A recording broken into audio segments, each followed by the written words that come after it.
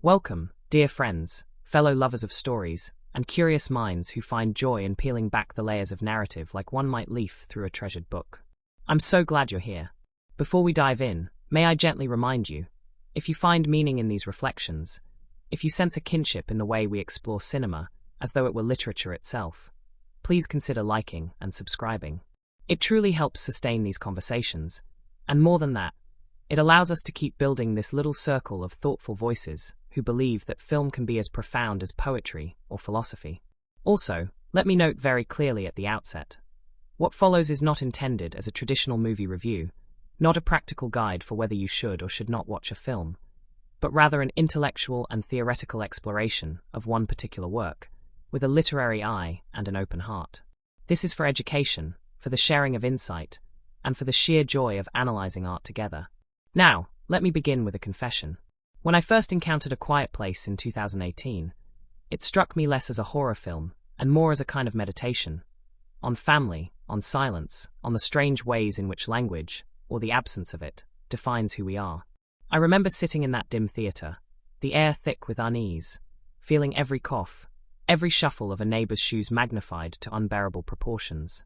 The audience became self-conscious, reduced to whispers and held breaths, almost as though we were participants inside the film's world, rather than mere spectators.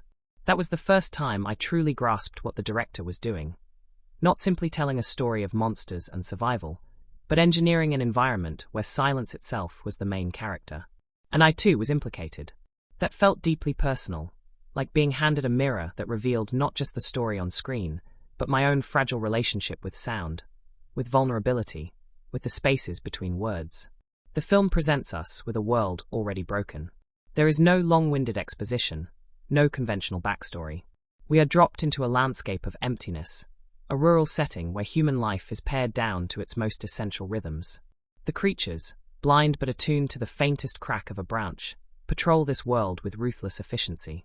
And in their presence, humans must restructure everything about their daily existence. What fascinated me was not the monsters themselves. They are terrifying, yes, but they're also, in a sense, symbolic placeholders. What really grips me is the way the family adapts. The careful padding of footsteps, the deliberate placement of sand along paths, the gentle flicker of colored lights strung like lanterns of ancient folklore.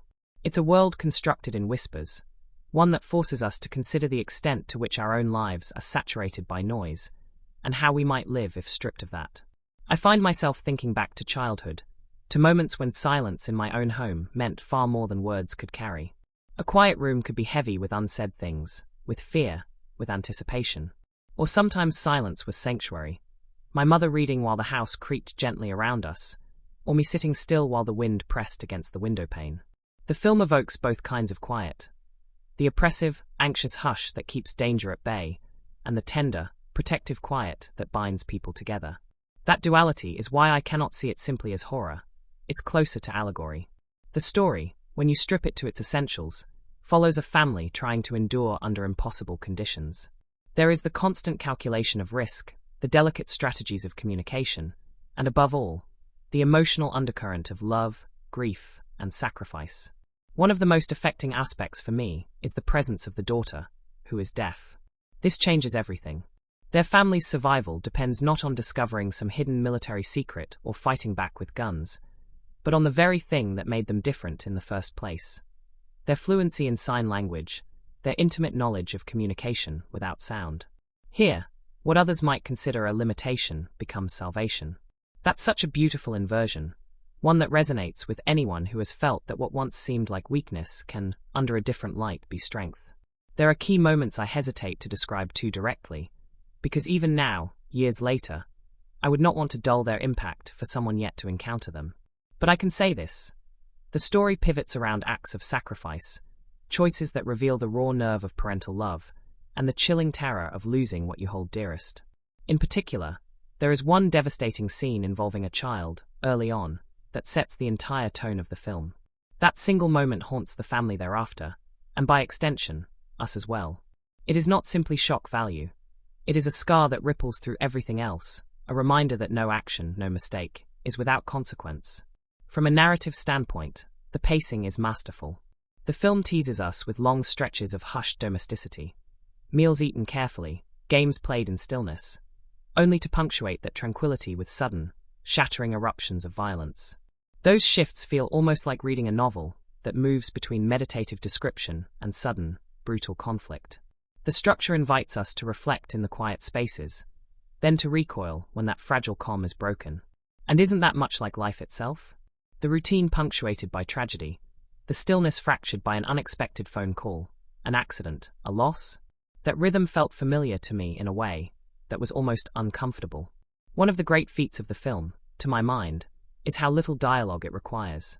We are reminded, forcefully, that communication is not just about speech. Glances, gestures, the positioning of bodies, these become the real language. I sometimes think about how, in literature, there are moments where silence on the page, an ellipsis, a pause, communicates more than any string of adjectives could. Here, the film borrows that literary device and transforms it into cinema. Watching it, I found myself re-evaluating how often in my own life I rely on words, perhaps too heavily, and how little attention I sometimes pay to the silent cues in the people I love. As for the creatures themselves, yes, they are horrifying, spindly, otherworldly predators. But I view them less as monsters and more as metaphors. For some, they might represent fear itself, that lurking, unseen force that shapes our choices. For others, they might echo the arbitrary cruelties of fate, disease, accident, catastrophe, that can descend on us without warning. Personally, I interpret them as embodiments of all the things we avoid naming, the unspoken terrors that thrive in silence. And fittingly, it is in silence that they are both empowered and defeated. I cannot ignore, of course, the emotional centerpiece, the relationship between the father and his children. His protective instincts, his desperate attempts to preserve normalcy, his willingness to sacrifice, all of this felt achingly human to me. I thought of my own father, of times when his quiet care spoke volumes more than his words. There's a universality in that dynamic, a recognition that parents, no matter the era or circumstance, carry within them the burden of shielding their children from the world's dangers. And yet, as the film reveals, sometimes the ultimate act of love is not shielding but empowering, teaching them to stand, to resist, to survive even after you are gone. The film's ending, while I won't describe it explicitly, left me with a strange blend of devastation and hope. It reminded me of certain novels that refuse to tie up loose ends neatly, that instead leave you lingering in ambiguity, balancing grief against resilience. I remember walking out of the theater in near silence, fittingly enough, hearing only the crunch of shoes on gravel outside, and thinking to myself how rare it is for a film to demand not just my attention, but my participation. I had been holding my breath right along with the characters, every muscle tensed, as though their survival depended on my silence too. What makes the story linger, years later, is not the fear it instilled, but the reflection it provoked. It's easy to forget that film, much like literature, is not only entertainment, but also philosophy in disguise. What does it mean to live without sound? What does it mean to raise children in a world so hostile that every step could be their last? How do we navigate love, guilt, and forgiveness when words themselves become dangerous? These questions, I believe, elevate the film beyond its genre trappings. I sometimes think of the experience in metaphorical terms. We live, all of us, in a kind of quiet place. The monsters in our lives may not be grotesque creatures with claws and teeth, but they are real enough: anxiety, grief, isolation, societal pressures. They hunt us in silence, demanding that we tread carefully, that we choose our words and our steps with care. And just as in the story, survival often depends on the bonds we forge with others, on our capacity to communicate without noise, without spectacle, with sincerity.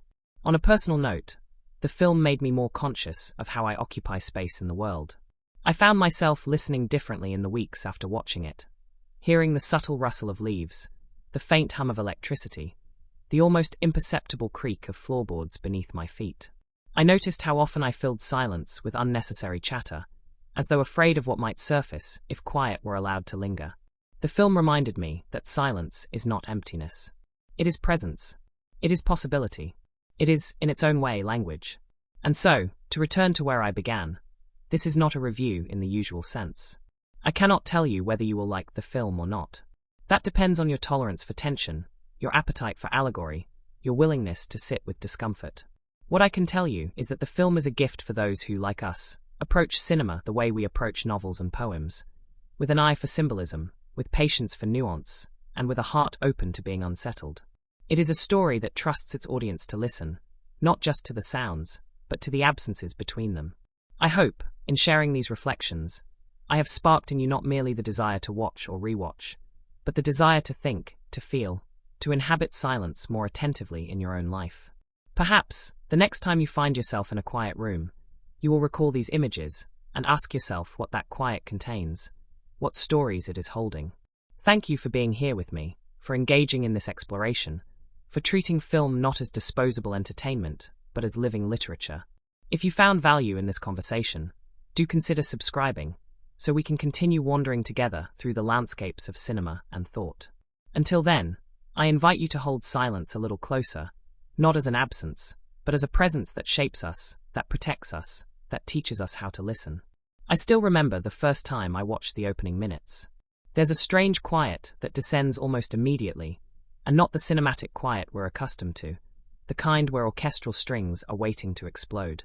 No, this was deeper, heavier, like the kind of quiet that fills a room after loss, or in a library where even your own heartbeat feels too loud. It drew me in instantly. I found myself listening harder than I had in any theater before, noticing the shuffle of a jacket, the faint drag of feet across a dusty wooden floor, the almost imperceptible gasp of a child's breath. The story introduces us not with long explanations, but with absence. We're placed inside a small-town pharmacy, its shelves half-toppled, its air thick with abandonment. There's a sense that time has stopped here, that the world has already ended in some slow and brutal way. A family moves through this space like shadows, deliberate, cautious, each gesture deliberate. What struck me was how natural it felt, how quickly we accept this silence as law. Children barefoot on the cool linoleum, eyes darting to shelves of medicine, to toys, to simple necessities now weighted with the threat of survival. One of the earliest details I can't shake is the way they move.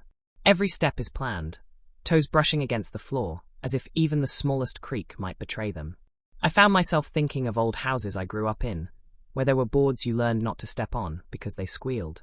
I remembered the ritual of tiptoeing past my parents' bedroom late at night, trying to slip unseen into the kitchen for a snack.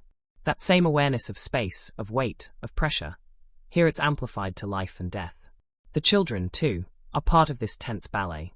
One little boy, pale with illness, moves with the fragility of someone both vulnerable and resilient. Another child, bright-eyed and restless, finds fascination not in medicine, but in a simple toy rocket ship, red and white plastic, its body gleaming under the weak sunlight filtering through dirty windows. And here's where the human ache of the story begins to bloom. Because in a world where silence is survival, a toy with batteries is a death sentence. The father, strong yet weary, takes the toy gently from the boy's hands, not with anger, but with quiet authority. He removes the batteries, places both toy and power aside, and you can feel the heaviness of this decision. It's not about cruelty, it's about love expressed through denial, through deprivation. I've often thought about how parents must bear the unbearable, the need to strip joy away in order to preserve life. I think about my own parents telling me no, forbidding something I wanted desperately, and how as a child I saw it as unfair, but later realized it was their way of saying, I need you safe. I need you here. And yet the boy is still a child. He takes the toy back when no one's looking, slipping it into his arms, as if holding on to a fragment of a world that no longer exists. We as the audience know what this means. We feel the dread coil in our stomachs before the scene even unfolds, because innocence is dangerous in this world. The family departs the pharmacy, barefoot, stepping carefully along a path of sand they've laid themselves. The imagery is haunting. The sand trail like a lifeline through the wilderness, as though they're trying to soften the earth's own voice. I thought about rituals of pilgrimage, about monks who walk barefoot through sacred spaces, about how silence itself is treated as holy in so many traditions. Here, silence is both sacred and cruel, both sanctuary and prison. It is along this trail, with the forest pressing in and the sun falling slowly, that the unthinkable happens. The boy, clutching his toy, activates it. A sudden burst of sound, mechanical, cheerful, utterly ordinary in any other circumstance. Here it detonates like a bomb. My chest still tightens remembering it. The father spins, horror flooding his face, sprinting toward the boy. The camera pulls back, and for a moment, there's only the echo of that innocent noise. Then, out of the trees it comes. A blur. A shape. A monster, brutal and swift. And in seconds, the child is gone. The silence that follows is worse than the scream that never came. I remember the hush in the theater, the way no one moved. That moment is the scar that defines everything after, the loss that bleeds into every decision, every expression of the parents' faces. It reminded me of how families carry invisible grief, the kind you can't always speak of, but that shadows every meal, every gesture. The weight of absence. The story moves forward, not with exposition, but with rhythm. We see the family adapting, months passing, life reconstructed in fragments. The farm becomes their fortress and their cage. Crops still grow in tidy rows. Lights are strung across poles, glowing softly in the dark, signaling safety or danger. There's a routine to their survival, a choreography of silence. The father fishes with his son, showing him how to catch food without making noise. The mother prepares meals, carefully laying each plate, each utensil, on soft cloth to prevent clatter. These details stay with me because they're not just about survival, they're about dignity. About trying to maintain the rituals of living, even when the world has stripped everything else away. I remember being struck by the river scene. The father takes his son to the water, where the rushing current drowns out other sounds. It's the first time we hear sustained noise, and it's startling. The father explains, in signs, that loud environments mask their voices. The boy tests it, hesitantly, speaking a word aloud, and it's almost unbearable to hear after so much quiet. That moment made me think of how children learn freedom. Tiny moments where they're given permission to step beyond fear. And how trust is always at the heart of it. Meanwhile, the daughter, restless, intelligent, aching under the burden of guilt for her brother's death, carries a different kind of silence. Her deafness isolates her, not only from the sounds of the world, but also from her father's attempts to protect her. He builds hearing aids for her, tinkering late into the night with wires and circuits, but none seem to work. That struggle, his desperate need to give her connection, her growing resentment of his perceived lack of faith in her, feels painfully human. I thought about times in my life when love was misread as doubt, when care looked like control, when the gulf between intention and perception left only hurt behind. The mother, too, embodies resilience in quiet ways. She marks the days on a calendar, each stroke a reminder of time's passage. And then we realize she is pregnant. This revelation struck me with both awe and dread. A baby in a world where sound kills. What could be more paradoxical, more terrifying? Yet what could be more human? The decision to bring new life, even in the face of death, is one of the oldest stories we tell, a defiance written into our bones. Still, I remember shivering at the thought of a newborn's cry echoing into the night. How do you cradle joy in a world that punishes noise? The preparations begin. She and her husband build a hidden refuge beneath the barn, lining it with cloth, crafting an oxygen mask small enough for an infant, constructing a coffin-like crib to muffle the sounds of life. Watching these details unfold felt like reading a passage of literature where domestic labor becomes epic, where every stitch, every nail hammered into wood, is an act of resistance. It reminded me of how in war stories, survival often depends not on soldiers, but on mothers preserving food, fathers patching roofs, children carrying water. The ordinary becomes sacred. And yet, beneath these preparations lies tension. The daughter longs to prove herself, to be trusted, to step into the role of protector. The son is fearful, hesitant, clinging more tightly to his father's presence. And the parents, though deeply in love, carry grief like an invisible third partner in their marriage. Their silences with each other are weighted, not empty. They speak through glances, through touches on the shoulder, through the careful brush of fingers on a hand.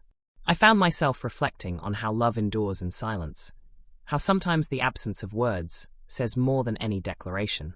One evening, as the father tinkers again with hearing aids for his daughter, she confronts him. Her eyes flash with frustration, her hands move sharply as she signs her anger. Why don't you trust me? Why don't you believe I'm strong enough? He can't answer her in a way that satisfies. His love, so fierce, translates into protection, but to her it feels like rejection. I think about the universal ache of adolescence, about how every young person eventually wrestles with the fear of being underestimated, unseen, unheard. Literally so, in her case. That struggle pierced me deeply. The farm itself becomes almost a character in these passages. The creaking boards, the rustling corn stalks, the red barn looming in the twilight, all of it infused with both danger and sanctuary. I thought about the landscapes of my own youth, places that felt safe until they didn't, the way a childhood bedroom can feel either like refuge or like a prison depending on the silence that fills it. And always, in the background, the threat lurks. We glimpse the creatures at a distance, their limbs spidery, their heads splitting open like terrible flowers to reveal ears that are all-consuming. But they are rarely shown in full. Instead, we feel them. A lantern knocked over. A branch snapped underfoot. A pulse of terror sweeping through the family as they freeze, listening. This restraint reminded me of classic literature, where the monster is less important than the shadow it casts. Think of the fog in Dracula, or the looming presence of the whale in Moby Dick. The anticipation is what terrifies us, not the thing itself. What stays with me most in this early stretch is the juxtaposition of fragility and determination. Here is a family already broken by loss, yet still planting corn, still stringing lights, still preparing for the birth of another child. Their lives are stitched together with grief, yes, but also with stubborn hope. That duality feels timeless to me. It is the same story told in every culture. The persistence of love even when the world has ended. As the sun sets on these days, the film often shows them gathered together, heads bent in quiet communion, fingers moving in fluid gestures of sign language, expressions flickering with unspoken tenderness. And I found myself strangely comforted. Because despite the monsters, despite the silence, despite the crushing fear, here was family. Here was love refusing to vanish. There's a point in every story where the fragile balance begins to crack. Up until now, the family has lived on the knife's edge, finding ways to keep going, inventing little systems to endure. But balance can only last so long. What moves me deeply about the unfolding events is not only the suspense of survival, but the inevitability of collapse. We sense it coming long before it arrives, the way you sense a storm in the air before the clouds roll in, the way the hush of a house can sometimes feel too still. One evening, as dusk settles and the barn looms red against the dying light, the mother goes into labor. This moment had been haunting the narrative all along. The impossible question of how one brings life into a world that punishes noise. Watching her begin to prepare, utterly alone, is one of the most harrowing things I've seen. She moves through the house with both determination and terror, laying plans that have been rehearsed again and again. The signal lights strung outside, the padded crib hidden below, the careful breaths measured out like prayers. Then it happens. A single misstep, a sound too sharp in the quiet. She drops a glass frame on the floor, its shattering echo cutting through the stillness like a scream. The noise reverberates, and in that instant, I felt my own breath catch. The danger is immediate, merciless. We know what sound summons. She knows it too, and she has nowhere to run. The creatures arrive, slamming into the house with unearthly violence. She clutches her belly, contractions tightening, the fragility of labor colliding with the brutality of the hunt. There's a moment where she ascends the stairs, blood trailing behind her, each step a monumental act of will. She flicks on the red lights outside the house, signaling to her husband. It's time, it's happening, and the danger is already here. Those glowing bulbs against the night struck me like something biblical, like the blood on doorposts in ancient stories meant to ward off death. A signal of both danger and deliverance. What follows is pure nightmare, and yet profoundly human. She lowers herself into the bathtub, alone, her body racked with pain, stifling screams with superhuman strength. And all the while, the creature prowls the halls, its claws scraping wood, its head twitching toward every sound. This is the essence of the story distilled into one unbearable image. The will to bring life into a world of death, the primal power of silence as both shield and prison. I remember gripping the arms of my chair the first time I saw it, whispering to myself, how much can one person endure? Meanwhile, the father and son are out on the farm, unaware of just how immediate the danger has become. The son, terrified and trembling, is tasked with lighting fireworks, a desperate diversion, noise meant to draw the monsters away from the house. That sequence filled me with awe, because it captures the paradox of sound in this world. What is deadly in one context becomes salvation in another. The sky erupts in blooms of light and thunder, a celebration turned weapon, a child's fear transformed into courage. Inside, the mother delivers her child in silence, tears streaking her face, the bathtub stained with both blood and triumph. The resilience of that act will never leave me. It reminded me of stories my grandmother once told me about giving birth during times of hardship, about women who carried new life into bomb shelters, refugee camps, broken homes. It is an image as old as humanity itself. Birth as defiance, birth as hope, birth as both agony and salvation. For a moment we breathe. The baby lives. The mother survives. The father returns, guiding them into the soundproof cellar, placing the infant into the makeshift cradle lined with cloth and equipped with a tiny oxygen mask. These details struck me deeply. The lengths we go to protect the most vulnerable, the ingenuity born of desperation, the tenderness of a cradle that is both coffin and sanctuary. But safety never lasts long. As night deepens, tension between father and daughter boils over. She feels abandoned, unloved, convinced her father blames her for her brother's death. He, unable to articulate the depth of his love, can only respond with action, continuing to labor over hearing aids that never quite work. The gulf between them widens, and it broke my heart. I thought about my own adolescence, about the times I mistook silence for indifference, when in truth it was love so fierce it could not find words. That ache is universal, and here it is magnified by the brutal silence of their world. Soon after, calamity strikes again. The son, exploring the cornfields, tumbles into a grain silo with his sister. The suffocating pull of corn, swallowing them whole, is terrifying enough. But then the creatures descend, drawn by the noise. What follows is both terrifying and miraculous. The daughter's broken hearing aid emits a piercing frequency that incapacitates the monster. It writhes in agony, fleeing the space. This revelation is monumental. The very thing she saw as her weakness, her deafness, her reliance on flawed devices, becomes the key to survival. That moment resonated with me, on a deeply personal level.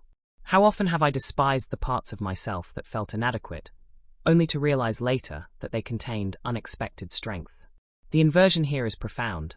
The silence of her world, once a prison, now carries within it a weapon no one else possesses. The father, meanwhile, faces his own crucible. As the creatures close in, his children trapped and screaming, he makes the ultimate choice. I can hardly write about this without feeling that lump in my throat again. He signs to his daughter, with tears streaming down his face, a simple truth. I have always loved you. And then he cries out, a deliberate scream into the night, sacrificing himself to draw the monsters away from his children. That cry shattered me. It is the first true scream in a film built on silence, and it lands with the weight of centuries of parental sacrifice. I thought of fathers and mothers who have given everything for their children, lives, dreams, futures. That moment distilled love to its rawest form. Not protection, not provision, but ultimate surrender. His death is brutal, but it is also transcendent. The daughter and son flee, devastated yet alive. They return to their mother, now widowed, clutching the baby close. And it is here, in the final act, that everything coalesces. The daughter places her father's hearing device near the microphone system rigged in the basement. The shriek of feedback pierces the air, crippling the monsters. For the first time, the family sees possibility, not just survival, but resistance. The mother shoulders the shotgun, eyes blazing not with fear, but with fierce determination. The story ends not with resolution, but with a shift. From prey to predator, from hunted to defenders. The final image, of a woman preparing to fight with her children at her side, is both heartbreaking and exhilarating. It suggests that survival is no longer enough. Now, there is a chance to reclaim life itself. What makes this conclusion linger with me is not the monsters, not the violence, but the arc of human love threaded through it all. The father's sacrifice, the daughter's discovery of her own strength, the mother's resilience. These are universal stories. They remind me of novels where families endure war, famine, exile. The monsters, in the end, are metaphors. What remains is love, grief, and the fragile hope that tomorrow might still be worth fighting for. I walked away from that story shaken, yes, but also strangely uplifted. Because beneath the terror lies a truth that literature has told us again and again. Love is louder than silence, and even in the quietest places, the human spirit refuses to be muted. What stays with me long after the story has ended is not just the silence or the monsters, or even the devastating choices, but the people themselves. They linger in my mind like characters from a novel I can't put back on the shelf. Each of them feels less like a construct of fiction and more like a reflection of our contradictions, our strengths, our vulnerabilities. To talk about the film without talking about them would be like describing a poem without acknowledging its voice. The father is perhaps the most haunting figure for me. He is a man caught between roles: protector, provider, innovator, and yet also grieving parent, haunted soul. Every gesture he makes is infused with purpose. He lays sand on paths, hangs lights along poles, tinkers endlessly with wires and circuits to fashion hearing aids for his daughter. These are not grand gestures of heroism, but quiet acts of devotion. I've always been struck by how parental love often expresses itself not in declarations, but in labor. The long hours spent fixing, building, maintaining, ensuring. His workbench in the basement, cluttered with failed prototypes of hearing devices, feels almost like an altar to that love. The trial and error, the persistence, the refusal to give up. And yet, for all his care, he struggles to communicate it. His daughter misreads his protectiveness as distrust. She feels unseen, unloved, when in truth she is at the very center of his universe. That paradox pierced me personally, because I know how often love can be misunderstood, how often silence, even silence born of care, feels like rejection. I think of my own father, who rarely spoke his feelings, who built shelves, fixed leaking pipes, repaired bicycles instead of saying, "I love you." At the time, I sometimes mistook his quietness for distance. Only later did I realize those actions were his language. Watching this father fumble in his attempts to reach his daughter reminded me of those years, of the way love can be both boundless and invisible. His death, when it comes, is the culmination of that paradox. He finally shouts, a scream that is both sacrifice and confession. In that instant, everything unspoken becomes undeniable. He has always loved her, he always will. His character arc is less about survival than about the transformation of silence into voice, the moment where repression yields to expression, even if it costs him everything. It is devastating, but it is also redemptive. His story resonates with the truth that sometimes the greatest gift a parent can give is not protection, but the courage to live on without them. The mother, meanwhile, is a figure of profound resilience. She embodies the quiet strength of women throughout history who have endured unendurable circumstances while carrying the burden of nurturing life. What strikes me most about her is how she refuses to let despair dictate her existence. Even amid devastation, she insists on maintaining rituals of care, cooking meals, teaching her children, preparing a nursery. These actions are not trivial, they are acts of defiance. To bring new life into a broken world is to proclaim, "We have not surrendered." Her pregnancy, in particular, is a symbol that overwhelms me. It is both terrifying and inspiring. How do you prepare for the arrival of a baby whose cries could summon death? And yet, she chooses to prepare anyway, fashioning a soundproof cradle, lining it with cloth, designing oxygen systems. There is something almost mythic about it, like the image of a mother sending her child down a river in a basket, trusting the current to spare him. Her story reminds me of how mothers throughout history have borne children into worlds at war, into poverty, into chaos, and still clung to hope. One of the most unforgettable images is her labor in the bathtub, alone, silent, bloodied, yet triumphant. It is unbearable and yet holy, a moment of both agony and transcendence. That scene is not just about horror, it is about the power of creation in the face of destruction. Her character represents the paradox of vulnerability as strength. She bleeds, she suffers, she nearly dies, but she brings forth life. In her, I see the archetype of the mother as both fragile and indomitable, a figure who carries both despair and hope in equal measure. The daughter is, for me, the emotional heart of the story. Her deafness sets her apart, but not in the way most narratives would treat it. She is not a figure to be pitied, but a figure through whom the story's themes crystallize. She feels alienated, guilty for her brother's death, and perpetually convinced that her father does not trust her. Her arc is one of moving from perceived weakness to undeniable strength. What moves me most about her is the rawness of her struggle for recognition. I think back to my own adolescence, the desperate need to be seen as capable, the frustration of being shielded, when all I wanted was trust. That hunger for agency is written across her every gesture. And then the revelation, the very thing she thought made her lesser, her reliance on hearing aids that never worked, becomes the weapon against the creatures. That inversion is not just clever storytelling, it is a profound metaphor. Weakness transformed into strength, silence into power, guilt into redemption. Her confrontation with her father, the accusation that he doesn't love her, makes the later moment of his sacrifice all the more devastating. Because she sees, finally, that she was wrong, that he always loved her, more than anything. Her strength, her courage in standing beside her mother at the end, ready to fight, is born not only of her discovery, but also of his gift. In her, I see the embodiment of the idea that the next generation must rise, must inherit both the pain and the love of their parents, and must transform it into survival. The son is perhaps the most fragile of the family, but his arc is no less important. He is fearful, hesitant, overwhelmed by the world's dangers. In many stories, such a child might be sidelined, overshadowed. But here, his fear is treated with honesty. He is afraid because fear is rational in this world. And yet, through his father's patient guidance, he begins to step beyond it. The fishing scene at the river, where he dares to speak aloud, is a quiet turning point. It is not about becoming fearless, but about learning to live with fear. His moment of bravery comes when he launches the fireworks to save his mother, his small body trembling with terror, even as he lights the fuse. That act, born of fear but carried through anyway, struck me as a reminder that courage is not the absence of fear, but action in spite of it. His role is not to become the loud hero, but to embody the reality that survival is built on ordinary people pushing past extraordinary fear. Even the baby, though barely present, carries symbolic weight. He is pure vulnerability, pure potential. His very existence is both a danger and a hope. Watching him placed in the soundproof cradle, masked and swaddled, I thought about how much of parenthood is about protecting a fragile life in a world that will never be entirely safe. He is the reminder that every act of survival is for something, for the possibility of a future, for the continuation of love in spite of despair. Taken together, these characters form a tapestry of human resilience. Each of them embodies a different response to catastrophe.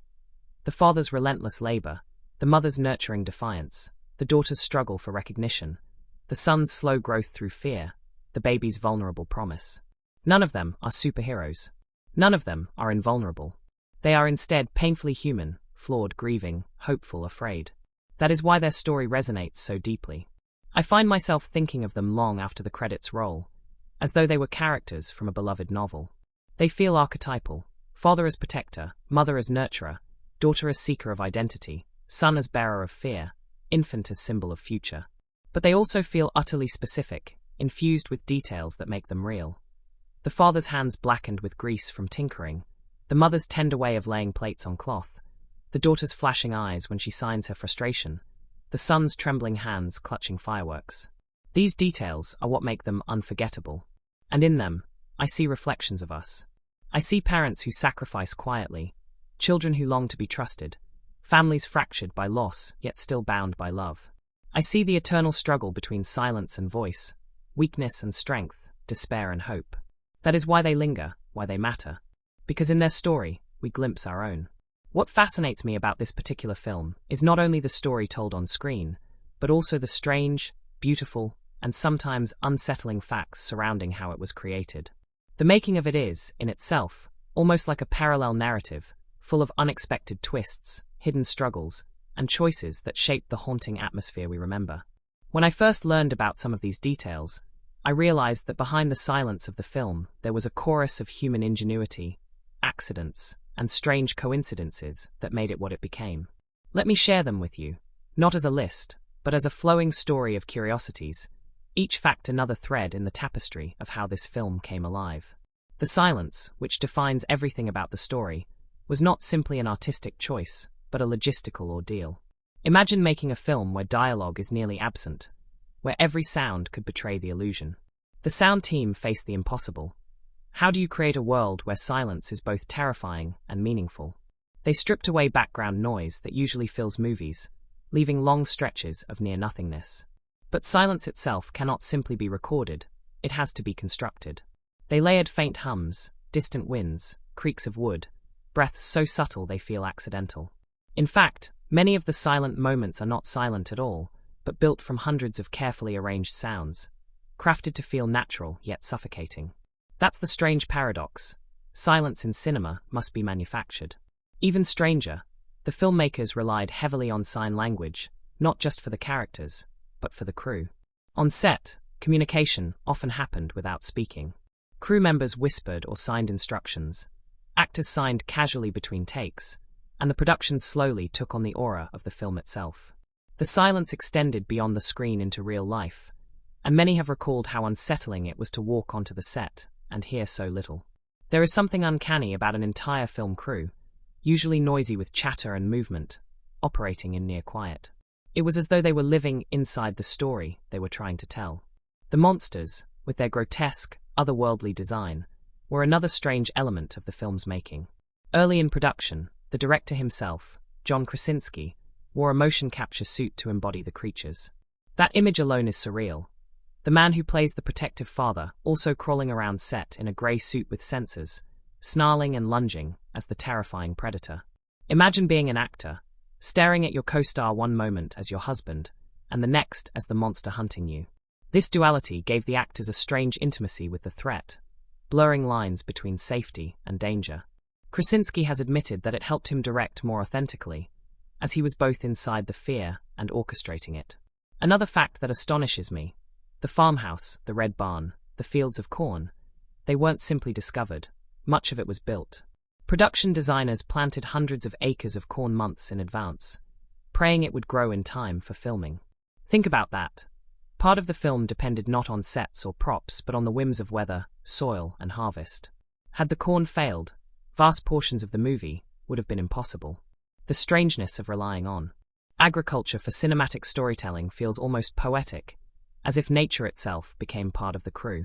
The bathtub scene, perhaps the most grueling sequence of all, carries its own peculiar behind-the-scenes truth. Emily Blunt performed the scene in one take, a single, raw eruption of agony and silence. She asked for it that way, believing she could not summon that kind of intensity again. What we see on screen is not the product of multiple rehearsals and edits, but one moment of unfiltered performance. The bathtub itself, drenched in red, became iconic, but on set it was a humble prop, plastic and water, surrounded by nervous crew members holding their breath. They were so silent, so transfixed by her performance, that when the director called cut, the room stayed quiet for several seconds longer, as though no one dared to break the spell. Another uncanny element: the bridge scene with the toy rocket. That devastating early moment required perfect timing between the child actor, the prop, and the visual effects team, who would later add the creature. The boy, only 6 years old, had to carry the weight of an audience's future grief in his tiny hands. The strangeness here lies in how such an innocent object, a plastic toy, could become the hinge of the entire story. Behind the camera, adults watched anxiously as the scene played out, knowing they were about to capture one of the film's most unforgettable shocks. The little boy himself reportedly didn't fully understand the gravity of the moment while filming. He was playing with a toy rocket, unaware that millions of viewers would later sob over it. There's also something eerie about how much the film resembled real life for the actors. John Krasinski and Emily Blunt, husband and wife, played husband and wife on screen. Their children in the story, though not their real children, became family during production.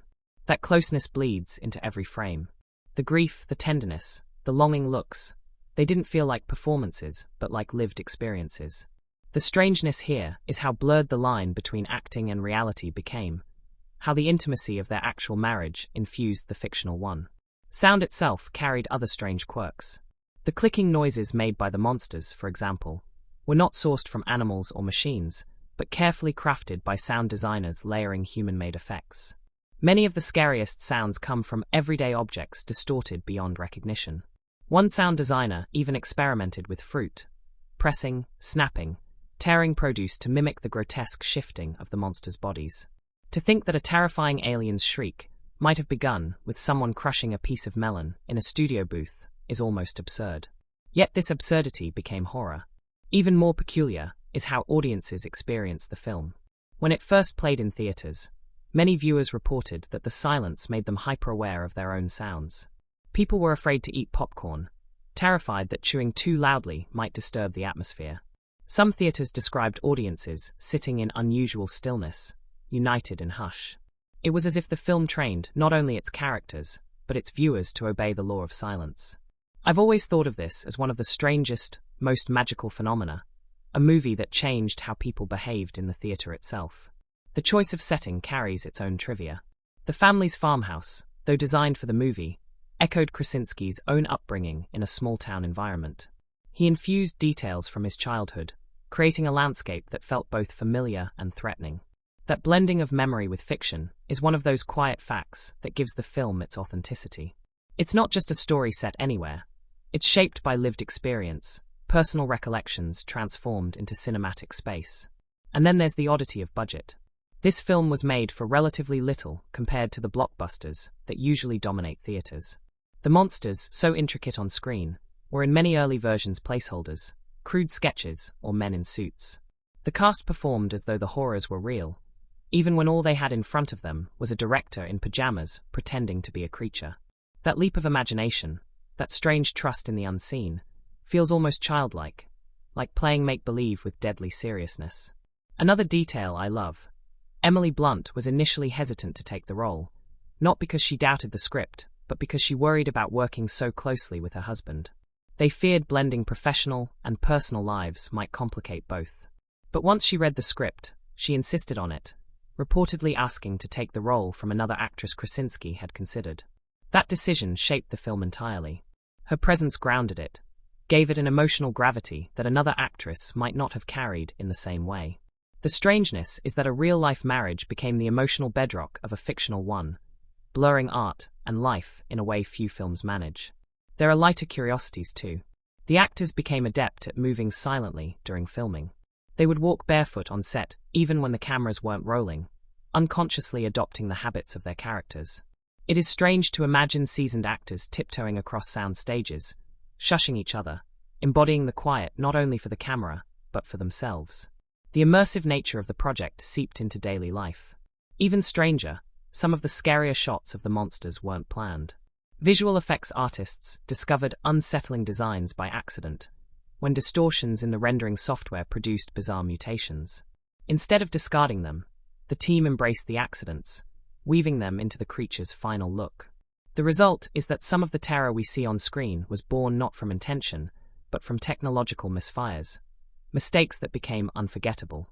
What also strikes me is how personal the film was for Krasinski. He has admitted that he never saw it as a horror film, but as a love letter to his children, a metaphor for parenthood. Every choice, from the sacrifices to the silent communication, was meant to capture the intensity of raising a family in a dangerous world. That recontextualizes everything. The monsters are not just monsters, the silence not just silence, but reflections of what it means to protect, to nurture, to endure. The strangeness here lies in how something so intimate became so universally terrifying. And perhaps the strangest fact of all is that this film, with its silence, its intimacy, its modest budget, became a global phenomenon. It defied expectations, proving that audiences could be captivated not by spectacle, but by restraint, not by endless dialogue, but by the spaces between. It is strange, yes, but also deeply encouraging, that a story so small in its scope could echo so loudly across the world. When I think about these behind-the-scenes curiosities, the corn planted like a character itself, the crew tiptoeing in silence, the monsters partly born of software mistakes, the father who was also the monster, the bathtub scene captured in one breath, I realize the making of this film mirrors the film itself. Both are stories of fragility, improvisation, resilience, and accident. Both prove that silence is never empty. Behind every moment of stillness, there are layers of unseen effort, strange occurrences, and human devotion. And maybe that is the most fascinating truth. That art itself, like life, is shaped as much by accidents and strangeness as by intention.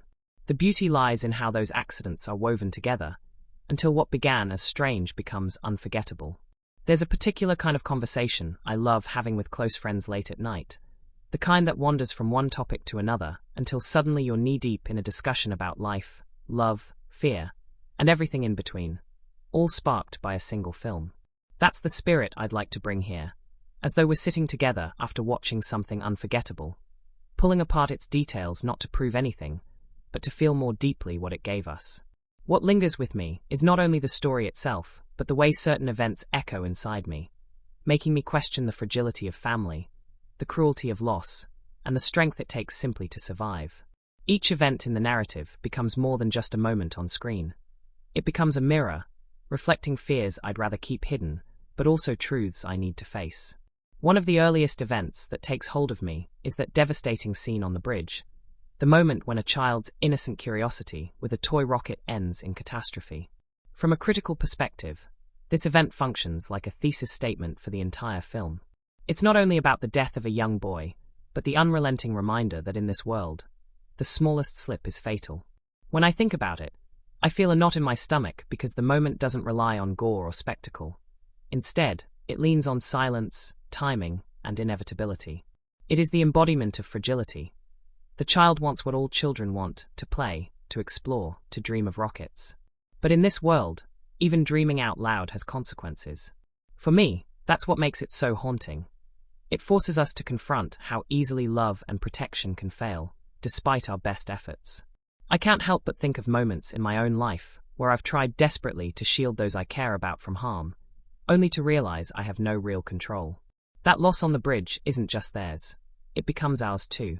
What follows, of course, is grief carried in silence. And it's here that the film's critical brilliance emerges. There is no funeral scene, no tearful dialogue to explain what the family feels. Instead, we see absence. An empty space at the table, a mother folding clothes she will never again see worn, a father burying his grief in quiet work. This, to me, is an extraordinary choice. By refusing to give us catharsis through words, the story instead lets us sit with the weight of what has happened. Critically, this amplifies the emotional resonance. Silence doesn't numb grief, it magnifies it. I can still remember my own moments of mourning, where the hardest part wasn't the crying, but the stillness that followed, the quiet of a house that felt too empty. This film captures that feeling in a way I've rarely seen before. Another event that stays with me is the constant routine the family develops. The sand paths laid meticulously through the woods, the hand signals, the systems of light, the careful rituals of their daily survival. On the surface, these are survival tactics, clever and precise. But from a critical lens, I see them as an allegory for how we all cope with chaos. We build our little rituals, we try to impose order on the disorder of the world, hoping that by doing so we can hold back the inevitable collapse. I remember thinking about my own habits, the way I check the locks 3 times at night, or how I leave lights on for comfort, and realizing they are not so different from those sand trails. Each is a way of whispering to the universe, please keep us safe. The film captures this instinct beautifully, and in doing so, it makes the family feel achingly real. The pregnancy, though, is perhaps the most powerful ticking clock I've ever seen on screen. From the moment it's revealed, my heart sank because I understood the contradiction. New life, which is usually a cause for joy, becomes the greatest danger. Thematically, this event crystallizes the story's core tension. Love and survival are not always aligned. To bring a child into this world is an act of defiance, yes, but also of immense risk. Critically, it pushes the narrative into a realm that feels both mythic and deeply personal. How do you protect a crying newborn when sound itself is death? That question lingers like a dark cloud over every scene, and I find myself holding my breath as though I, too, am waiting for that inevitable moment when silence will be broken. I think of parents I know, of my own parents even, and how bringing a child into the world always carries risk, fear, and uncertainty. The story just magnifies that truth until it feels unbearable. When I reflect on the waterfall scene, I see it as a kind of oasis, a rare space where sound is allowed. Watching father and son stand there, letting their voices rise above the roar of water, is profoundly moving. Critically, this event does more than just give them a reprieve. It symbolizes the possibility of brief freedom, even within crushing oppression. Thematically, it suggests that even in the most suffocating circumstances, there are pockets of relief, moments where we can exhale. To me, this is not only beautiful but deeply human. I've had those moments, when everything feels overwhelming and then suddenly, I find myself in a place where the noise of life drowns out my fears. It may be fleeting, but it's enough to keep going. That's what this scene gives both the characters and the audience. A reminder that even in silence, life still hums beneath the surface. Then comes the nail. I can't escape that image. The mother, weary and pregnant, descending the stairs and catching her foot on the upturned nail. The sharp cry she suppresses, the blood smeared across the wood. It's almost unbearable to watch. From a critical standpoint, this event functions as a perfect storm of metaphor and suspense. The nail is not just a nail, it's the embodiment of inevitability. No matter how carefully we construct our safe paths, something will always go wrong. And thematically, it represents the intrusion of chaos into fragile order. The family has worked so hard to maintain control, yet one exposed nail shatters it all. In my own life, I've felt that same frustration, that no matter how meticulous I try to be, something small always threatens to undo everything. The brilliance here is that the film elevates that universal truth into a moment of excruciating cinematic terror. The birth sequence itself is perhaps the film's most powerful convergence of theme, tension, and raw emotion. A mother, alone, trying to bring life into a world that demands silence. Every contraction, Every gasp, every scream that must be swallowed is a reminder of what it costs to nurture hope when surrounded by death. From a critical perspective, this is not merely a suspenseful scene, but a symbolic one. Birth is always both violent and miraculous, but here it becomes defiance incarnate. Thematically, it positions motherhood as the ultimate act of resistance. Watching her in that tub, trying to stifle the most primal human sounds, I found myself reflecting on the women in my family, on the sacrifices they made quietly, without recognition, and on the strength that often goes unnoticed. This event, more than any other, feels like the heart of the film. The father's sacrifice later in the story is equally layered in meaning. When he stands before his children, screams into the void, and accepts death in order to save them, I couldn't help but feel a lump in my throat. On the surface, it's a powerful act of love. But critically, it's also the culmination of his guilt from that first tragic event on the bridge. The arc comes full circle. He couldn't save his youngest, but he will save the others, no matter the cost. Thematically, it speaks to the idea that parenthood is defined not by perfection, but by sacrifice. As someone who has watched parents give up so much in silence, I find this moment devastating and beautiful all at once. It forces us to ask, what would we give for those we love? And for many of us, the answer is everything. Finally, the closing moments. The mother and daughter realizing the monster's weakness, the sound of the hearing aid weaponized into salvation, the mother cocking her shotgun with grim determination. This is where the story pivots from survival to defiance. Critically, this ending reframes everything we've seen. The silence that once symbolized oppression becomes a tool for liberation. The daughter's disability, once framed as vulnerability, becomes the key to strength. Thematically, it's a profound statement about resilience. What is perceived as weakness can become our greatest power. For me, it resonates deeply because I've often seen how struggles, the things that feel like burdens, can shape unexpected strengths. It's a reminder that within fragility lies the potential for transformation. What makes these events collectively so powerful is the way they intertwine. Grief, routine, sacrifice, discovery. Each moment is small on its own, but together they create a symphony of silence and sound, fragility and strength. Critically, the brilliance lies in restraint. The story doesn't need sweeping dialogue or elaborate explanations. It trusts us to feel, to connect, to bring our own lives into the gaps it leaves unspoken. And that's why it lingers. When I look back, I see not only a tale of monsters and silence, but an allegory for family itself. Life is full of nails on staircases, of children who wander too far, of grief that weighs heavily in silence. Yet it is also full of waterfalls where we can speak freely, of sacrifices that prove love, of small victories that allow us to keep going. That's the resonance. Not horror alone, but the reminder that survival is not just about staying alive. It's about choosing, again and again, to love in the face of fear. There's always something magical about peeling back the curtain on a film you love, discovering how all those moments that felt so seamless and natural on screen were painstakingly crafted in the shadows of production. I find myself fascinated not just by the story that unfolds before us, but by the hidden story of the people who built it. The decisions they made, the risks they took, the strange, funny, and sometimes downright unbelievable things that happen when art is being born. It's almost like exploring a parallel narrative, one we never see, but which shapes everything we do. In sharing these production insights and odd little anecdotes, I want to treat it as a kind of secret conversation between us, as though we're leaning closer over coffee, whispering about what really went on when the cameras weren't rolling.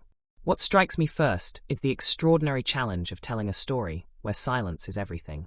From a filmmaking perspective, that's nearly unheard of in modern cinema. Dialogue is usually the backbone of storytelling, guiding us through character and plot. But here, the filmmakers had to strip that away and build a world where every creak, every whisper, every rustle meant life or death. Imagine being on set where the usual chaos of lights, cameras, and crew members was suddenly filtered through this demand for quiet. It wasn't just the actors who had to remain restrained. Even the crew had to rethink the way they moved, spoke, and worked. One anecdote I adore is that during production, the set itself became unusually hushed. People would communicate in whispers or hand signals, not just because the story demanded it, but because the atmosphere infected everyone. The silence wasn't just on camera, it seeped into reality. Sound design became, in many ways, the true star of the film. Instead of relying on dialogue-heavy exposition, the sound team had to craft an auditory landscape that was both terrifying and tender. They layered in textures you might never consciously notice.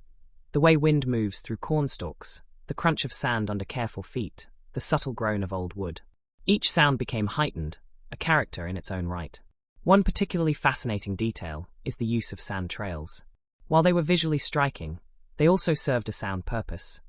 Actors walked on sand, so that even the faintest footstep would be muffled.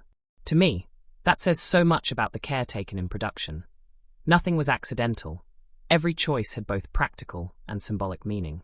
I remember reading that the farmhouse where much of the story takes place was not a pre-existing location, but built from scratch.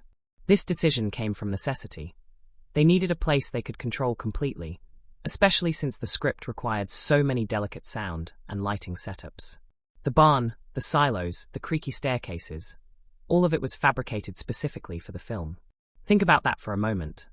The very house that feels so hauntingly real, so lived in, was conjured by a production team working tirelessly to make it seem authentic.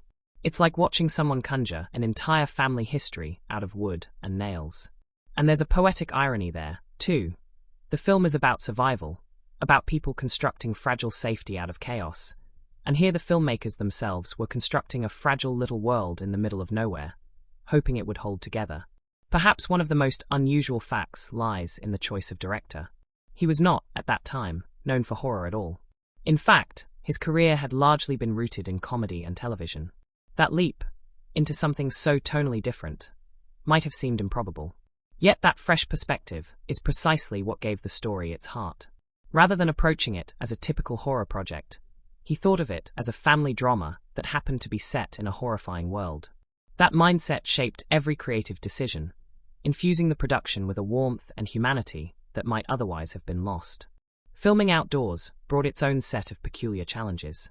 The family's farm was surrounded by fields of corn, and in order to create the visual aesthetic the filmmakers wanted, acres of corn had to be planted specifically for the production. But growing corn isn't simple. Weather, soil, timing, all of it matters. There were days when the crew anxiously checked the fields, hoping the plants would reach the right height before critical scenes had to be shot. Imagine hinging your schedule not on actors or budgets, but on the whims of corn stalks. There's something both humorous and nerve-wracking in that dependency. It reminds me of how fragile filmmaking really is, how 1,000 tiny variables, plants, weather, silence, can make or break the entire illusion. One story I find particularly endearing involves the monsters. Unlike many productions that rely heavily on practical effects, this film leaned into digital creation for its creatures. But here's the twist. During filming, the actors had to react to nothing. There was no monster on set, just markers or stand-ins, often something as simple as a tennis ball on a stick. The intensity you see on the actors' faces is pure imagination, pure trust in their own ability to conjure terror from thin air. I can only imagine how strange it must have been, standing in a cornfield, screaming inside with your eyes, while looking at a tennis ball. It makes me admire the performances even more, knowing they weren't reacting to something tangible, but to their own vision of dread. Then there's the remarkable involvement of the child actors. Often in films with young performers, the material is softened or adjusted to protect them from certain themes. But in this case, the children were integral not only to the plot, but to the emotional gravity of the story. Their ability to convey fear, resilience, and loss without dialogue was astonishing. The production team worked patiently with them, ensuring they understood the importance of silence, while still allowing them to feel safe and creative. One particularly moving fact is that the daughter's character was portrayed by a young actress who herself is deaf. This choice wasn't just about authenticity, it fundamentally shaped the production. The crew learned to use sign language, the actors adapted their performances around her perspective, and her lived experience added a depth that no scripted instruction ever could. That, to me, feels like one of the most profoundly respectful choices the filmmakers made. Another layer of production magic lies in the editing. Pacing a film with so little dialogue is an extraordinary challenge. Each cut, each lingering shot, had to carry emotional weight. Too fast, and you risk undercutting the tension. Too slow, and the silence turns from suspenseful to tedious. The editor became almost like a composer, orchestrating rhythms of breath, pause, and sudden terror. There's an anecdote about how the editing suite itself often felt unnervingly quiet, with the team listening obsessively to tiny details of sound. They were, in a sense, living inside the film long before the audience ever did. There's also the matter of the creature's design, which went through multiple iterations before the final version emerged. At one point, the monsters had a completely different aesthetic, more humanoid and less insect-like. But through test after test, the creative team realized that what made them terrifying was not just their appearance, but the suggestion of otherness. The way their design felt unfamiliar, unsettling, almost as though they had evolved in a nightmare ecology. What fascinates me is that the design wasn't just about scaring the audience. It was also about serving the theme. Their hypersensitive ears, their grotesque movements, were all built to reinforce the central premise: sound as danger. Of course, production isn't just a grind. It has its share of quirky, almost absurd moments. Picture this: a crew member carefully sweeping sand into a trail, only to have the wind undo their work moments later. Or actors holding their breath during takes, not because they had to, but because they found themselves unconsciously mirroring their characters. These little stories, though small, tell me how immersive the process was for everyone involved. The silence wasn't a gimmick, it became a state of being. I think about the score too, and how sparingly it was used. The composer had to tread lightly, offering music that enhanced rather than overwhelmed. There's a delicate balance in knowing when to let silence do the work, and when to nudge the audience with sound. In fact, some sequences were left almost entirely bare, trusting the raw sounds of the environment to speak louder than any orchestra. That restraint is rare in cinema, where swelling scores often dictate how we feel. Here, the production trusted the audience's own heartbeat to fill in the gaps. What I love most about reflecting on all these production insights is how they reveal the collaborative nature of filmmaking. It wasn't one person's vision alone, but a symphony of efforts. Actors who learned to speak in silence, designers who grew fields of corn, editors who sculpted silence into terror, a sound team that made footsteps feel monumental. And within that, there are all the unglamorous struggles, the failed attempts, the long nights wondering if it would all come together. That humanity behind the curtain makes the final film even more poignant for me. In the end, what these behind-the-scenes details show is that making this story was itself an act of survival and creativity. Just as the family in the narrative carved fragile safety from a dangerous world, the filmmakers carved fragile beauty from the chaos of production. There's something poetic in that symmetry. The silences that haunt the story also haunted the set. The risks the family took mirrored the risks the filmmakers embraced. And perhaps that's why the result feels so authentic. It wasn't just performed, it was lived. There's something truly extraordinary about how a story can be shaped not just by the characters who inhabit it or the plot that drives it forward, but by the very world in which it unfolds. I've always felt that settings in cinema are a kind of silent character, an ever-present force shaping decisions, shaping emotions, shaping the entire experience of what we feel as viewers. Sometimes we overlook this because it feels so natural, so much a part of the background, that we don't stop to question how deeply it moves us. But when I think of this particular film, I can't help but linger on how much the setting itself breathes life into the narrative. Without those specific places, without those choices in cinematography, without that haunting sense of space and silence, I don't believe the story could carry the same weight. The farmhouse immediately comes to mind, doesn't it? Not just as a location, but as a cradle of both safety and peril. It sits isolated, surrounded by wide fields that stretch into the distance, their stalks rustling in ways that feel both natural and ominous. The production team built this house specifically for the film, but it looks so weathered, so convincingly real, that you'd think generations had lived within its walls. What I love about this is how the home feels both familiar and alien at once. The kitchen with its worn counters, the soft glow of lamps, the quiet hallways. These are spaces we associate with warmth, with family, with the rituals of daily life. And yet, in this story, every creak of the floorboard, every clink of a dish, every faint groan of wood becomes a threat. The house transforms, paradoxically, into both sanctuary and cage. The barn and its surrounding farmland deepen that duality. There's this wide-open expanse, fields of corn stretching endlessly into the horizon, and one would think such openness should provide freedom, but instead it offers exposure.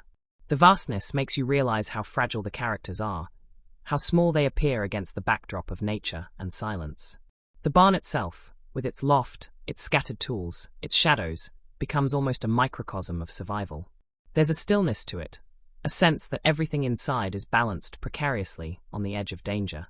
I can almost feel the hay dust in the air when I picture it, motes floating in shafts of muted sunlight that seem more like quiet prayers than illumination. And then there's the silo, a location that becomes pivotal, terrifying, and symbolic all at once. What fascinates me about that setting is how it takes something ordinary, even mundane, and turns it into a chamber of dread. Silos are built for storage, for sustenance, for keeping life going, but here it becomes a trap, a suffocating place where grain itself becomes deadly. Visually, the way the camera lingers on the walls, the shifting avalanche of kernels, the struggle of small figures against overwhelming forces.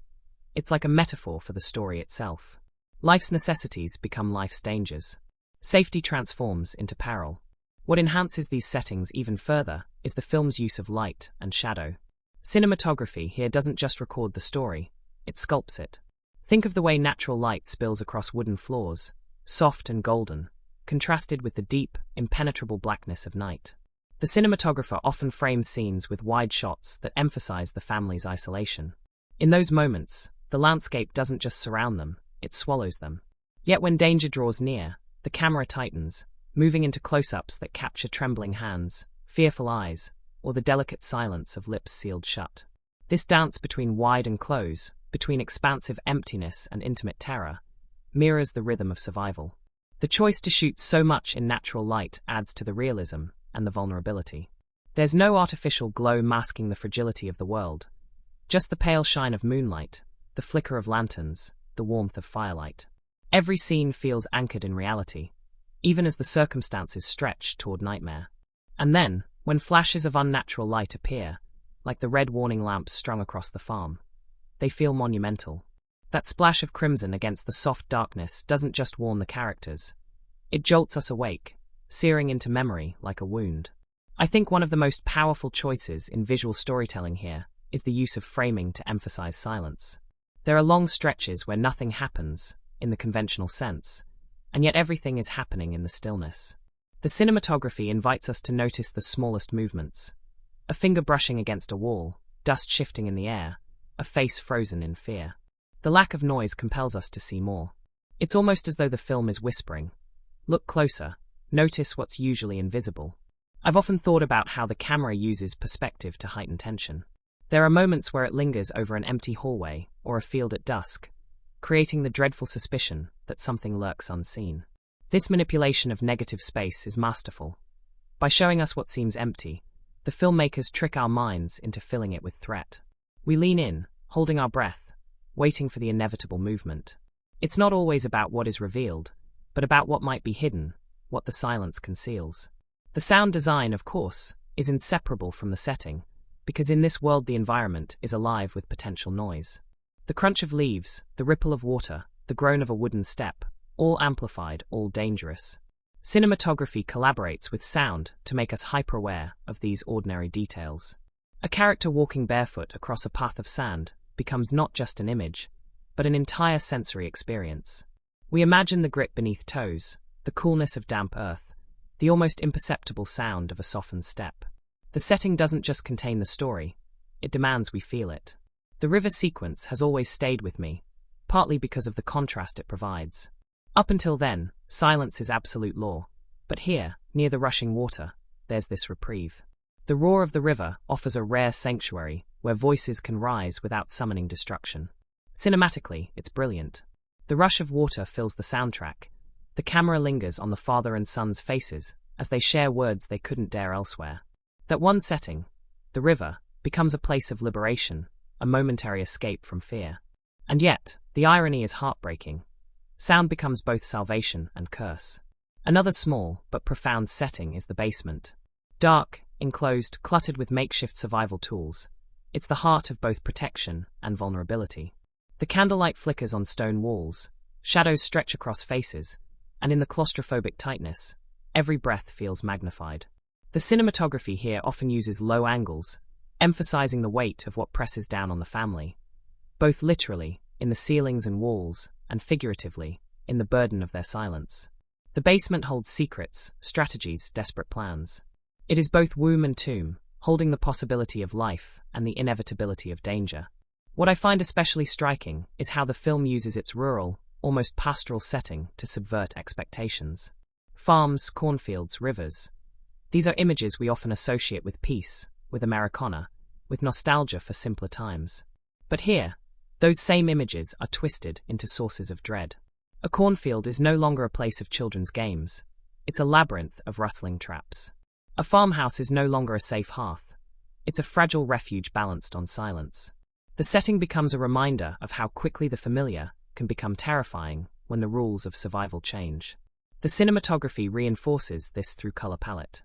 Muted tones dominate, grays, browns, soft greens, creating a sense of stripped-down life. There's no room for extravagance, no bursts of artificial color. And when color does intrude, it's deliberate. The blood-red warning lights, for instance, burn with symbolic weight, transforming the landscape into a visual cry of danger. Even the natural golden hues of daylight feel fragile, fleeting, always on the edge of being swallowed by shadow. One of the most memorable images is of the sand paths winding through the fields. Cinematically, these trails are striking, pale ribbons against dark soil, guiding us visually through the landscape. Symbolically, they embody the fragility of survival. Every step must be placed carefully, every route meticulously planned. I think about how much effort went into creating those paths, how the crew must have carefully raked and layered sand, only for it to be trampled and reshaped again and again by actors. It's one of those details that could so easily go unnoticed, yet once you see it, it lingers, burned into memory. And then there's the camera's relationship to time. Long takes draw us into the stillness, holding us in tension until we can hardly breathe. Quick cuts shatter that stillness, plunging us into chaos when danger strikes. The pacing of visuals mirrors the rhythm of fear itself. Slow, deliberate anticipation punctuated by sudden, jolting terror. What moves me most about these settings and cinematic elements is how they root the story in a kind of fragile realism. This isn't some grand, Gothic castle or futuristic cityscape. It's a farm, a house, a barn, a river. Places we recognize, places we've seen or even lived in. And yet, through cinematography and atmosphere, they become unrecognizable, familiar and terrifying at once. That duality makes the story resonate so deeply. It whispers that terror isn't always in the unknown. Sometimes it hides in the everyday, waiting to be revealed by silence. When I revisit this film in my mind, it's not just the characters or even the monsters that stay with me. It's those haunting spaces. The farmhouse with its fragile floorboards. The fields rippling with both beauty and menace. The river roaring with a fragile kind of freedom. The silo that swallows breath and hope. These settings are not just backgrounds.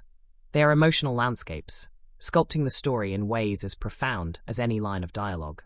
And isn't that, in the end, what makes cinema so magical?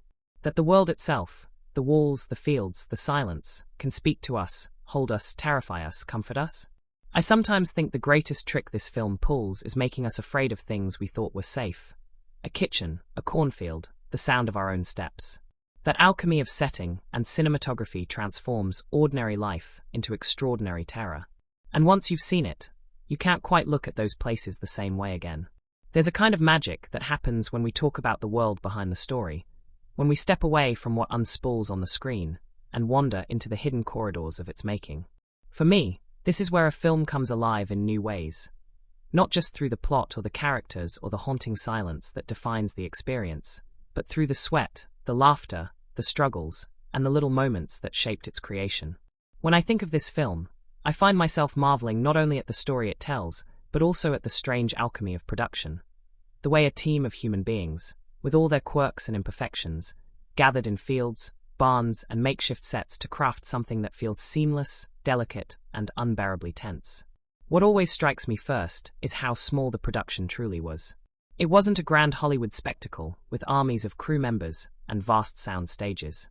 It was intimate, stripped down, and focused, just like the film itself. That intimacy translated into the way cast and crew interacted. There are stories of how everyone felt bound together by the silence required on set. Imagine that for a moment.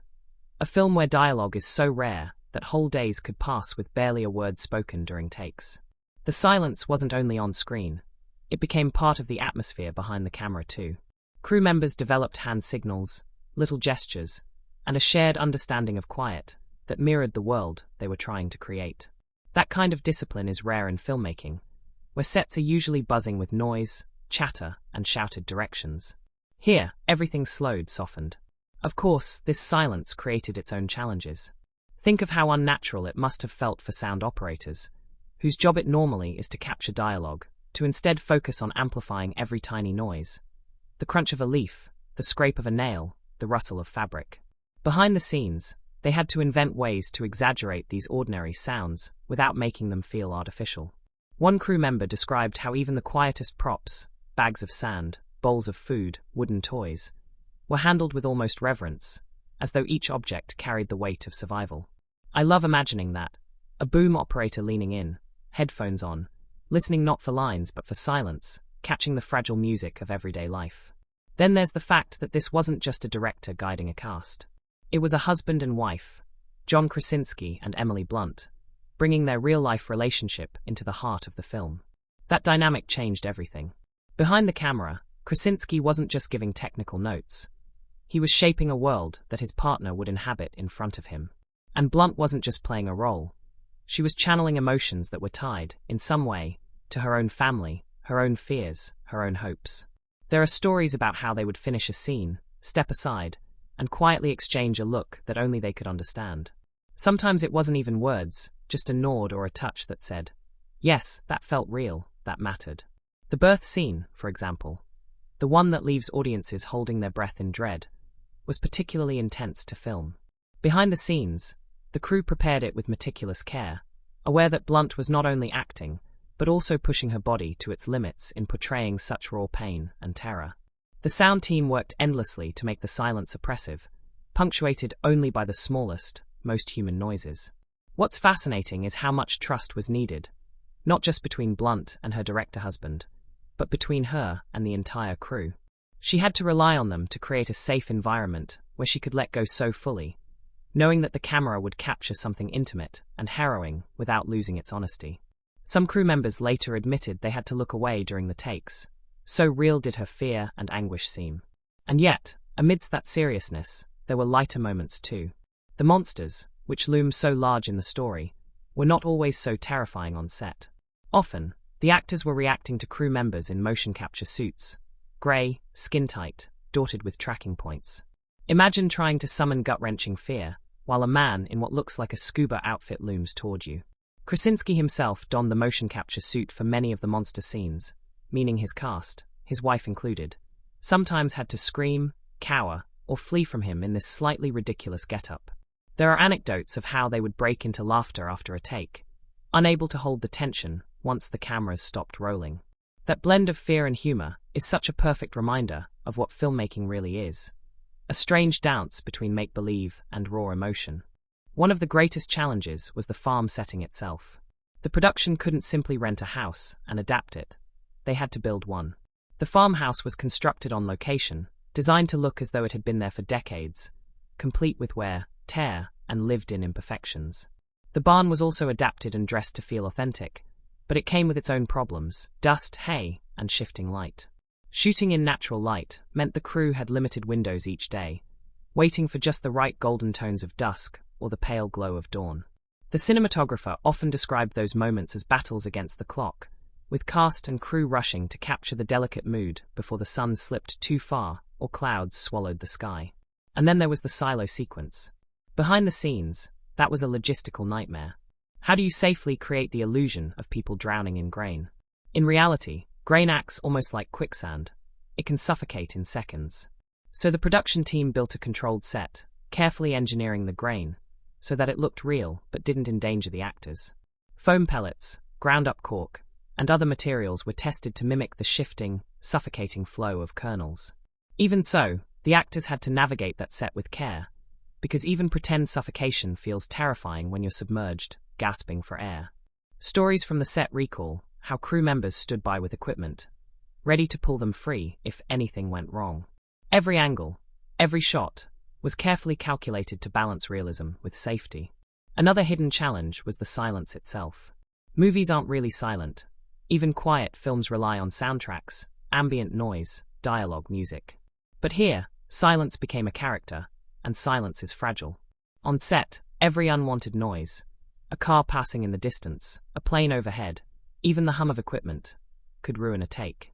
Filming in the countryside helped, but it didn't eliminate the interruptions. The crew joked about having a sixth sense for planes, pausing mid-scene as the faint rumble overhead grew, waiting in collective stillness until it passed. That patience became part of the rhythm of filming, as though they too had to adapt to the law of silence. What I find especially endearing are the stories of the child actors. Working in such a tense, often frightening environment could easily overwhelm them, but the crew and cast went out of their way to keep spirits light. Between takes, the children would play, running through the cornfields, laughing, teasing the crew. Krasinski and Blunt both treated them with a kind of parental warmth, ensuring they felt safe and supported even during the scariest scenes. One story that circulates is how Krasinski would sometimes break character mid-scene to make the kids laugh, reminding them that the monsters weren't real, that this was all pretend. That blend of fear on camera and laughter off camera created a balance that kept everyone grounded. The monsters themselves, though digital in their final form, required countless hours of practical setup. Lighting had to be adjusted so that later CGI would integrate seamlessly, and actors had to learn to react to invisible threats with conviction. Some crew members held up makeshift props, poles with markers, puppets, even drawings, to give actors a visual reference. Imagine Blunt, in a moment of unbearable tension, having to focus all her fear on a dangling tennis ball attached to a stick. It's both absurd and awe-inspiring, the kind of behind-the-scenes detail that reveals the artistry of acting. Weather added its own complications. Rain could flood sets, wind could scatter carefully laid sand paths, and unexpected storms sometimes halted production entirely. Yet those challenges often led to surprising opportunities. In one instance, a sudden shift in the weather created a muted, overcast sky that deepened the mood of a scene. Rather than fight it, the crew embraced it, capturing footage that felt more haunting than anything they had planned. That flexibility, the willingness to let nature become part of the film, reflects the spirit of the whole production. The basement sequences were particularly demanding because of space. The crew had to squeeze cameras, lights, and equipment into impossibly tight corners, often working in near darkness. Blunt has recalled how claustrophobic it sometimes felt, acting in those enclosed spaces while knowing half a dozen people were crammed in the shadows around her. Yet it was in those moments that some of the film's most powerful images emerged. The flicker of candlelight, the strain of whispered fear, the intimacy of faces caught in the glow. Perhaps my favorite behind-the-scenes detail is how personal the project was for Krasinski. He wasn't just directing, he was rewriting, editing, imagining every piece of it as though it were his own family's story. He poured himself into every choice, from how a shot was framed to how a prop was weathered. The crew described him as tireless, always on set, always engaged, always willing to listen. His passion was infectious, inspiring others to give more of themselves than they thought possible. And because his wife was at the center of it all, there was a sense of vulnerability and love that permeated the set. This wasn't just a job, it was a shared act of creation, born out of trust and intimacy. By the end of production, the silence that had once felt strange became second nature. Cast and crew alike described how they found themselves tiptoeing even when cameras weren't rolling, speaking in hushed tones out of habit. It was as though they too had become part of the world they were creating, shaped by its rules, bound by its silence. That immersion bled into the final product, giving the film a realism that no amount of post-production could fake. When I think about these stories, the laughter over motion capture suits, the long waits for planes to pass, the careful engineering of grain that wouldn't suffocate, it makes me love the film even more. Because what we see on screen is seamless, but what lay behind it was messy, human, filled with both struggle and joy. That's the beauty of cinema, isn't it? It's not just about what ends up in the frame. It's about the invisible labor, the shared moments, the mistakes, the problem-solving, the sheer humanity that builds those fragile illusions. And in the case of this film, it feels especially fitting that a story